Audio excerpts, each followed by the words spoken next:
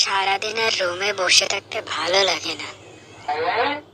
কোথাও যদি একটু ঘুরতে যেতে পারতাম ভালো লাগতো। তাহলে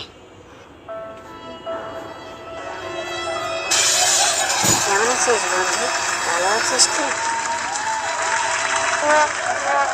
হ্যাঁ, ভালো আছি। তুই ভালো আছিস? রুমে বসে সারাদিন কি করিস তুই? একটু বাইরে টাইরেও তো যেতে পারিস। আর বলিস না বন্ধু, কেউ নেই আমার ঘুরতে নিয়ে যাওয়ার, তাই সারাদিন রুমে বসে বসে কাটিয়ে দিই। কি বলিস রে? তাহলে চল আমার সাথে একদিন ঘুরে আসি। কোথায় যাবি ঘুরতে? চেনা চেনা জায়গা আছে নাকি তোর? চল কোনো একটা পার্কের থেকে ঘুরে আসি। কেন রে, পার্কে যাবো কেন? তোর কি আমার সেরকম মেয়ে মানুষ মনে হয় আমি পার্কে যাবো তোর সাথে? আরে না না, আমি ওইভাবে কিছু বলিনি, তুই রাগ করিস না।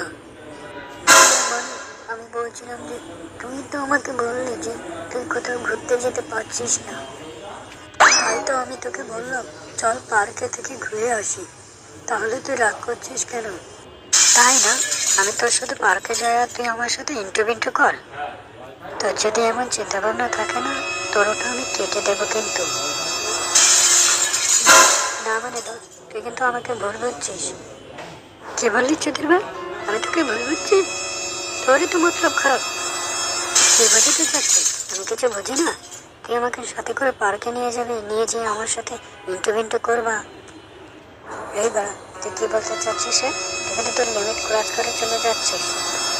তোর মতো ভালোর মেয়ে মানুষের অভাব নাকি আমার? মন্দিরে 10-12টা চলে আসবে এখনই, দেখবি। কি বললি তুই? তার মানে তোর স্বভাব চরিত্র এরকমই খারাপ?